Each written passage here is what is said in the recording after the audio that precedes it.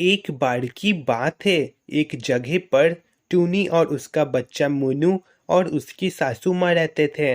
तीनों बहुत खुशी खुशी अपना जीवन बिता रहे थे, मगर एक दिन अचानक टूनी की मौत हो जाती है। दादी, माँ हम दोनों को छोड़कर क्यों चली गई? टूनी, तुम्हारी माँ बहुत अच्छी थी, शायद इसलिए ऊपर वाले ने उन्हें अपने पास बुला लिया। दादी, मुझे माँ की याद आ रही है। अरे नहीं बेटा, मैं हूं ना, मैं तुम्हारा ख्याल रखूंगी। अब अगले दिन मोनू कहीं जा रहा होता है। अरे मोनू, तुम कहाँ जा रहे हो? दादी, मैं हम दोनों के लिए खाना लाने जा रहा हूँ।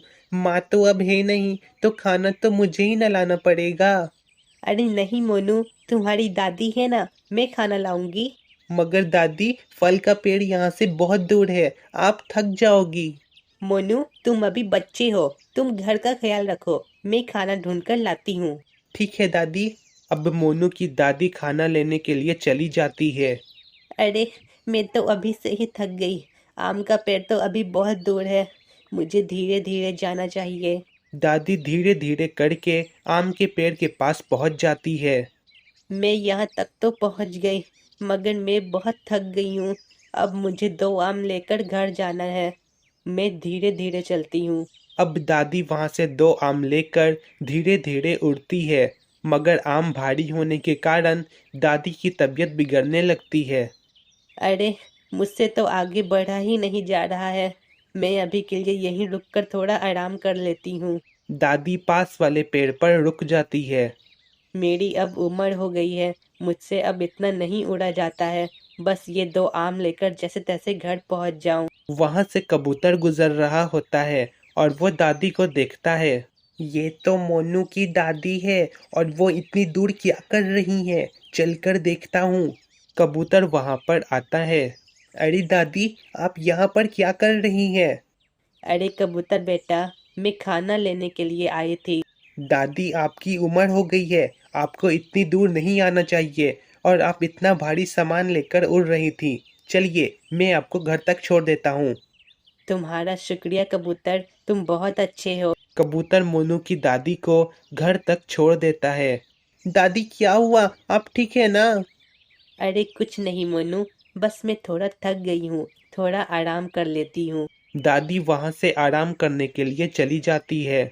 मोनू, तुम्हारी दादी बूढ़ी हो गई हैं, उनका ख्याल रखा करो। मैंने दादी को कहा था, मगर दादी ने मेरी बात नहीं मानी। मैं कुछ दिनों के लिए अपने गांव जा रहा हूँ, तो तुम अपनी दादी का अच्छे से ख्याल रखना, उन्हें उतनी दूर मत भेजना। ठीक है कबूतर अंकल। अब कबूतर वहां से चला जाता है और मोनू दादी के पास आता है। दादी, क्या हुआ, आप ठीक है ना? हाँ मोनू, मैं ठीक हूँ, बस थोड़ा सा चक्कर आ रहा है। मैं आपके लिए कुछ खाने के लिए लाता हूँ। तुम्हारा शुक्रिया मोनू। अब दादी और मोनू दोनों खाना खाते हैं, और फिर बाद में दोनों सो जाते हैं। और अब सुबह हो जाता है, और मोनू देखता है कि दादी की तबीयत ज़्यादा खराब है। दादी, क्या हुआ? कुछ नहीं मोनू, मुझे लगता है कि मेरी तबीयत ठीक नहीं है। क्या आपकी तबीयत ठीक नहीं है? मैं अभी डॉक्टर चिड़िया को बुलाता हूँ। अरे नहीं मोनू, उनका घर यहाँ से बहुत दूर है।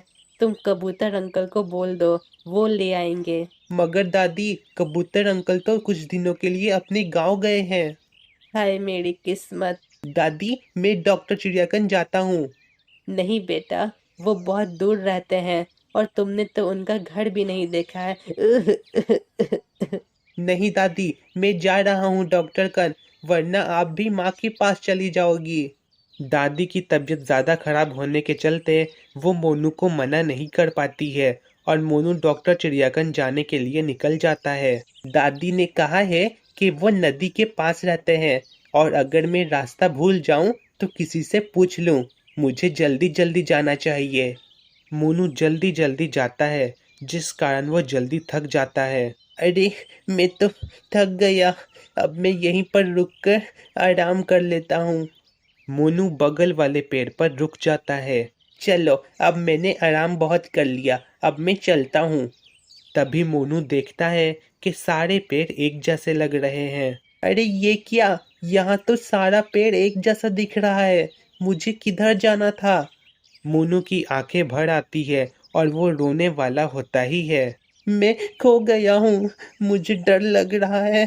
तभी उसे दादी की बात याद आती है। नहीं, मुझे रोना नहीं है। दादी ने कहा था कि अगर मैं रास्ता भूल जाऊं तो किसी से पूछ लूं। मुझे किसी से पूछना चाहिए। मोनू एक चिड़िया के पास आता है। अंकल, क्या आपको पता है कि डॉक्टर चिड़िया कहाँ रहते हैं? हाँ, मुझे पता है, मगर मैं तुम्हें नहीं बताऊंगा। मगर क्यों? आप मुझे क्यों नहीं बताएंगे? पहले मुझे कुछ दो, तब मैं बताऊंगा। कुछ दूं? मगर मेरे पास तो अभी कुछ नहीं है। हाँ, तो मैं नहीं बताऊंगा। अंकल बताइए ना, मेरी दादी की तबीयत बहुत खराब है। क्या तुम्हारी दादी की तबीयत खराब है? हाँ अंकल, प्लीज बताइए ना। उस चिड़िया को मोनू पर रहम आ जाता है और वो बताता है।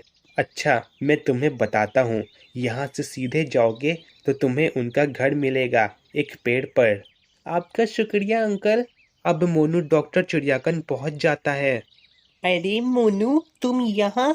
डॉक्टर चिड़िया, दादी की तबीयत बहुत खराब है, जल्दी चलिए। क्या? तुम्हारी दादी की तबीयत खराब है? जल्दी चलो। दोनों तुरंत घर आते हैं मोनू की दादी के पास। मोनू, तुम आ गए क्या? दादी, मैं डॉक्टर चिड़िया को ले आया। अरे, आपकी तबीयत तो बहुत ज़्यादा खराब है। बस मैं खाना लेने के लिए ही गई थी और मेरी तबीयत बिगड़ गई। आपकी अब उम्र हो गई है, आप आराम किया करें। अगर मैं आराम करूंगी तो मोनू और मेरा ख्याल कौन रखेगा? आप उसकी चिंता ना करें, अब से मैं आपके लिए खाना ला दूंगी। तुम्हारा शुक्रिया। वैसे मोनू बहुत बहादुर है, वो अकेले उतनी दूर तक गया। और यहाँ पर हमारी ये कहानी खत्म होती है। एक बार की बात है, एक जगह पर टूनी नाम की चिड़िया अपनी बेटी के साथ भीख मांगती थी। ऊपर वाले के नाम पर कुछ दे दे भैया, मेरी बेटी ने सुबह से कुछ नहीं खाया है। अरे जाओ जाओ, ऊपर वाले ने तुम दोनों को हाथ पैर दिया है ना, जाकर काम करो। ऐसा ना बोले भैया, मेरी बेटी भूखी है। कबूतर उसकी एक ना सुनता है और वहां से चला जाता है।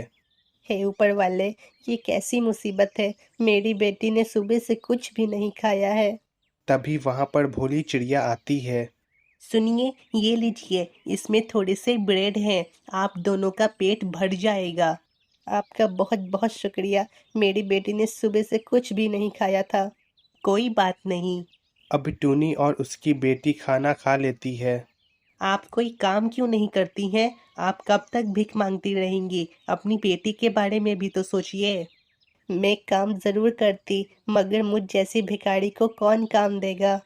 भोली सोचने लगती है। हाँ, एक काम है। क्यों ना आप खराब सब्जी के बीज से सब्जी उगाएं और उन्हें बेचें?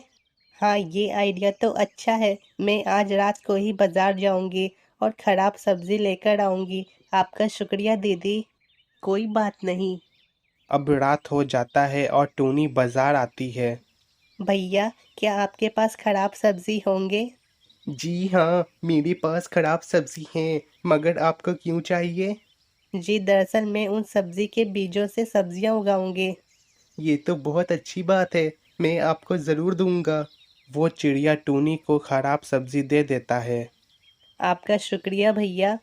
कोई बात नहीं, आपको जब जब खराब सब्जी चाहिए होगा तो मुझे बताइएगा। अब टूनी उन सब्जी को लेकर अपने जगह पर आ जाती है। अरे, मैं सब्जी तो ले आई, मगर मैं इन्हें लगाऊंगी कहाँ पर? हाँ, मैं इन्हें नदी के पास लगाऊंगी, वो जगह बहुत बड़ा है। अब अगले दिन टूनी उन सभी सब्जियों को लेकर नदी के पास आती है।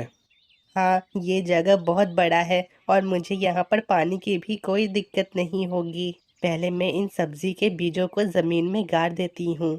टूनी सब्जियों के बीज को जमीन में गाड़ देती है और उन पर पानी भी दे देती है।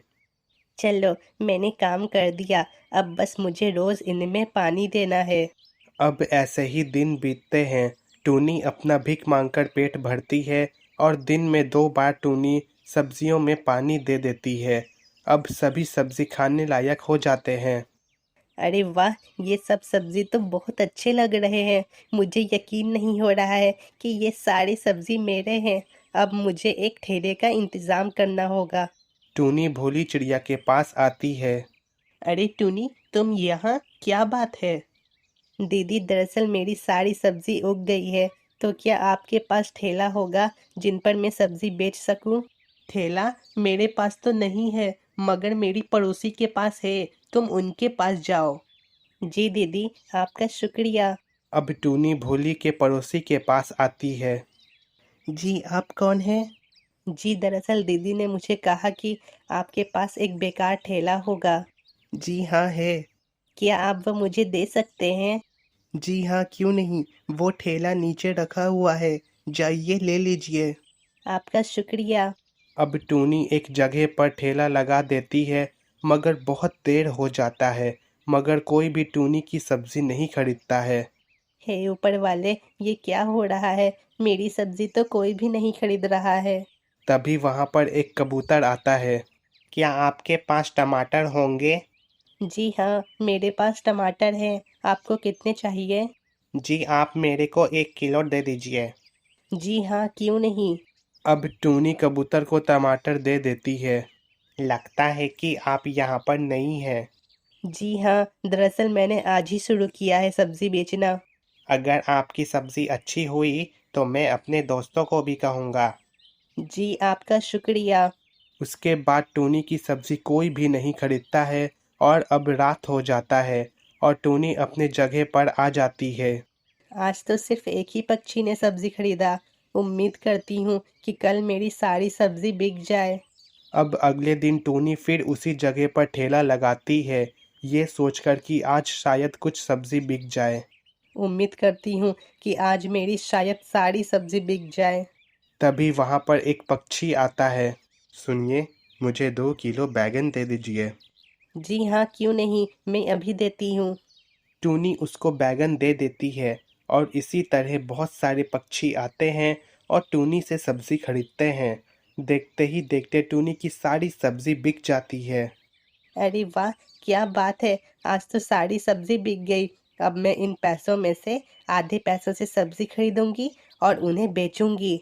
अब टूनी डेली सब्जी बेचती है और सभी पक्षी को टूनी की सब्जी बहुत पसंद आती है और इसी तरह टूनी अपना एक सब्जियों का दुकान खोल लेती है और बड़ा सा घर भी खरीद लेती है।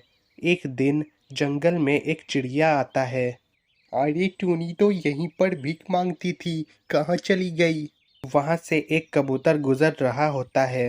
अरे भैया सुनिए, यहाँ पर एक चिड़िया अपनी बेटी के साथ भीख मांगती थी, क्या आपको पता है कि वो कहाँ है? तो आप टूनी की बात कर रहे हैं? जी हाँ, टूनी ही। यहाँ से सीधे जाइए, आपको टूनी का दुकान मिलेगा। टूनी का दुकान? जी हाँ, वो सब्जी बेचती है, उसकी सब्जी बहुत स्वादिष्ट होती है। भोलू सीधा जाता है और वो टूनी की दुकान पर पहुंच जाता है। टूनी, ये सब क्या है? तुम सब्जियां बेचती हो? अरे भोलू, तुम चलो घर चलो। घर चलकर आराम से बात करते हैं। अब दोनों घर आ जाते हैं। अरे वाह टूनी, तुम्हारा घर तो बहुत बड़ा है। और बताओ, तुम आजकल क्या कर रहे हो? कुछ नहीं, बस इधर उधर जाकर भीख मांगता हूँ। कोई बात नहीं, अब से तुम मेरी दुकान पर काम करना। सच में? तुम्हारा शुक्रिया टूनी। और यहाँ पर हमारी ये कहानी ख़त्म होती है।